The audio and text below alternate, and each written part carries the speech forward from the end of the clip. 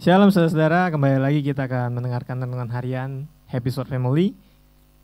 Sebelum kita mendengarkan, marilah kita berdoa terlebih dahulu.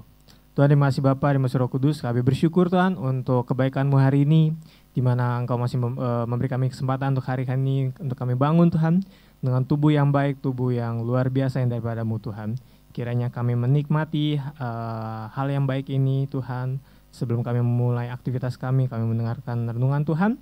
Biarlah Tuhan Engkau memberikan kami telinga Tuhan dan hati yang terbuka untuk menerima renungan pada hari ini Tuhan. Terima kasih Bapa, terima kasih Roh Kudus, kami sudah bersyukur, haleluya, amin. Hari ini saya mau membawakan renungan dengan tema pernah ragu tapi Tuhan tetap pakai. Nah ya saudara-saudara pernah lah ya, maksudnya melewati usia-usia muda nih bagi saudara-saudara yang mungkin sudah berusia tidak muda lagi gitu. Mungkin saudara sudah melewati usia 20-an kan.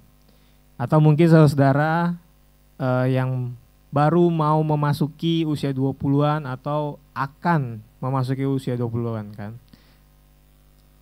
Kadang itu kita pernah melihat teman-teman sebaya kita gitu yang termasuk saya, yang mereka itu udah punya karir yang luar biasa gitu di usianya yang baru maksudnya sama dengan saya waktu itu 20-an lah ya. Karir yang mapan gitu. Mereka sudah menikah, sudah punya anak gitu. Bahkan ada yang keliling dunia gitu. Dan mungkin berseliweran teman-teman gitu atau mungkin di sosial media bilang saya sudah mendapatkan 1 miliar pertama di usia 20. Wah, luar biasa kan? Kalau kita anggap dia bekerja gitu lulus SMK umur 18 terus 20 dia sudah mendapat 1 miliar, berarti kan dia punya gap 2 tahun di mana 1 tahun itu dia mendapatkan 500 juta. Luar biasa tuh. Ya kan? Sementara kita masih suka bertanya gitu. Tuhan, hidup saya ini apa benar-benar dipakai sama Engkau gitu? Karena hidup saya enggak terberkati seperti orang lain gitu kan. Nah perasaan ini nggak cuman mungkin saudara doang yang mendengarkan gitu, mungkin orang lain pun juga termasuk saya pernah mengalami gitu, ya kan. Nah sebelumnya itu saya juga mau ambil ayatnya itu yang di Matius 28 ayat 16 sampai 20. Tapi di situ saya nggak bacakan semua ya. Saya mau cuma saudara bisa baca di rumah. Saya cuma mau ngambil ayat di ayat 17. Di situ kan dikatakan ketika mereka melihat dia, mereka menyembahnya tetapi beberapa ragu-ragu. Jadi murid Yesus sendiri pun yang udah melihat kebangkitan Tuhan aja masih bisa ragu gitu kan. Yang sudah dikhotbahkan Bapak Gembala di akhir September kemarin ya tentang hal ini gitu. Nah, artinya keraguan itu bukan akhir dari panggilan Tuhan gitu. Kenapa kok keraguan itu bukan akhir dari panggilan Tuhan? Nah, di sini saya mencatat beberapa poin. Yang pertama, Tuhan itu tetap pakai meski ada keraguan. Ya kan? Yang tadi kita sudah baca ayat 17 itu murid Yesus punya keraguan juga meski sudah diberi amanat kan. Nah, dari sini saya belajar nih beberapa di tahun inilah. Kalau saya mau nunggu sampai saya sempurna dulu, ya mungkin saya nggak akan pernah jalan sampai saat ini gitu kan. Dimana saya dipercayakan oleh gembala, oleh kadep, saya memimpin sebuah ibadah itu dimana ibadah dewasa muda gitu kan. Sebenarnya saya kalau dibilang layak ya menurut saya nggak layak karena kan masih banyak kekurangan dalam diri saya gitu. Saya belum bisa dijadikan sebuah panutan gitu kan. Tapi ketika ketika kemarin dikhotbahkan oleh Bapak Gembala hal tersebut, saya berpikir kan, kalau memang saya ragu, saya menunggu saya sempurna dulu, saya siap, ya saya nggak akan menjadi pemimpin dewasa muda gitu kan.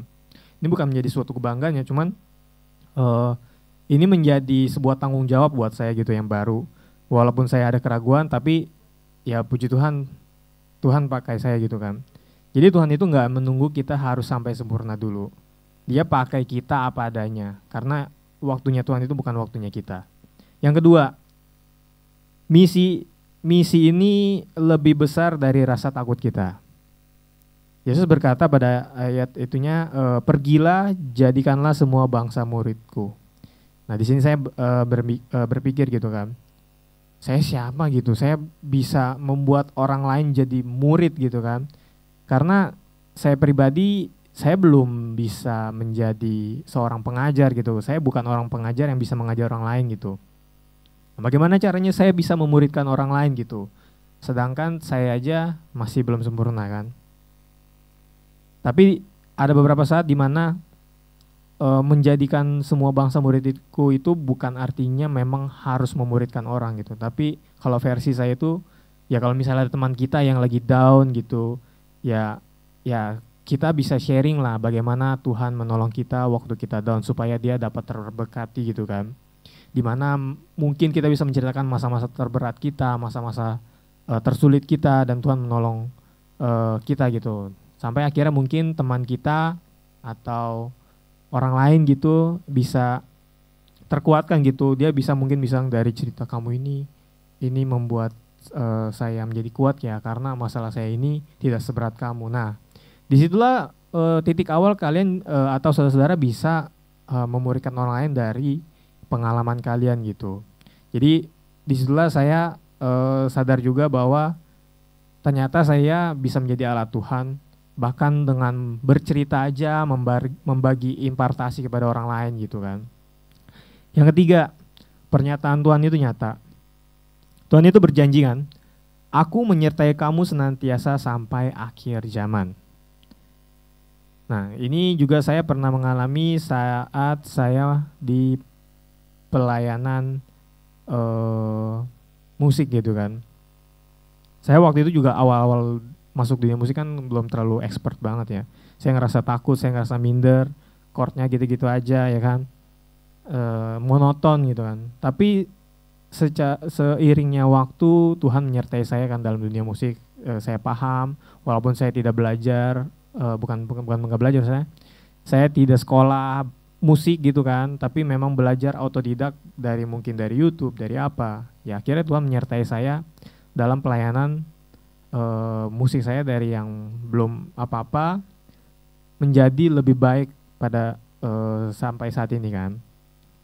Nah situ saya yakin bahwa Tuhan itu menyertai kita itu bukan cuma sebuah tulisan gitu kan, tapi melewati pengalaman-pengalaman kita sehari-hari di dalam kita menyerahkan hidup kita kepada Tuhan dan Tuhan menyertai kita gitu.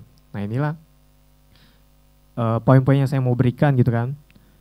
Kadang kita memang merasa kita memang terlalu biasa aja, saya masih ragu, masih takut, saya masih nggak layak gitu kan. Tapi lihat kan, dari ayat tadi murid-muridnya pun ragu gitu kan, dipanggil. Jadi kesimpulannya adalah mungkin hari ini memang kita gak sempurna, tapi itu bukan menjadikan kita tidak menjadi alatnya Tuhan gitu. Karena Tuhan itu bisa menggunakan kita kapanpun, dimanapun, dan pada saat kapanpun kita merasa gitu. Jadi kalau Tuhan bisa pakai saya yang mungkin sangat penuh dengan kelemahan gitu, tapi Tuhan memakai saya. Nah, saya juga yakin bahwa saudara-saudara juga yang mendengarkan renungan ini bisa dipakai Tuhan gitu. Nah, pertanyaannya adalah, apakah kita mau percaya bahwa pernyataan Tuhan cukup untuk menolong kita menjalani misi itu? Nah, itu hanya saudara-saudara yang bisa jawab. Mari kita berdoa. Tuhan, terima kasih Bapa, terima kasih Roh Kudus, kami bersyukur Tuhan untuk hari ini di mana kami telah mendengarkan renungan Tuhan. Kiranya Tuhan, kami menyerahkan hidup kami hari ini kepadamu Tuhan, kami serahkan aktivitas kami kepadamu Tuhan. Biarlah Engkau menyertai kami Tuhan, setiap aktivitas kami Tuhan. Biarlah kami bekerja, sekolah, atau apapun Tuhan, usaha apapun Tuhan, kami berusaha seperti untuk Engkau Tuhan. Terima kasih Bapa, terima kasih Roh Kudus, kami sudah berdoa syukur. Haleluya, amin. Shalom, Tuhan Yesus memberkati.